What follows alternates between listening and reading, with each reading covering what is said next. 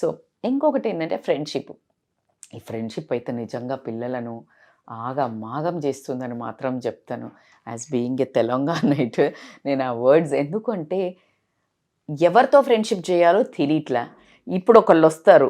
ఆ వచ్చిన వాళ్ళు వారం ఉంటారా, 2 రోజులు ఉంటారా, 4 నెలలు ఉంటారా, 3 నెలలు ఉంటారా, పోయేటప్పుడు కరెక్ట్‌గా పోతారా, నిన్ను ముంచిపోతారా, నీకొక పెద్ద గుణపాఠం చెప్పిపోతారా నీకు తెలీదు.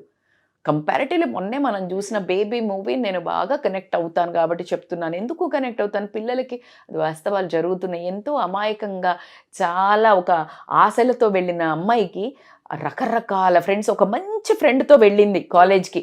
చూడండి ఏదైతే వెరైటీ ఆఫ్ డ్రెస్‌లో, వెరైటీ ఆఫ్ ఫ్యాషన్‌గా ఉండే వాళ్ళని చూసి ఆ ట్రాప్‌లో పడి అసలు మంచి ఫ్రెండ్స్‌ని వదిలేసి అట్లాంటి ట్రాప్‌లో జీవితాన్ని సర్వనాశనం చేసుకున్నది. ఎంత బంగారం లాంటి అమ్మాయి.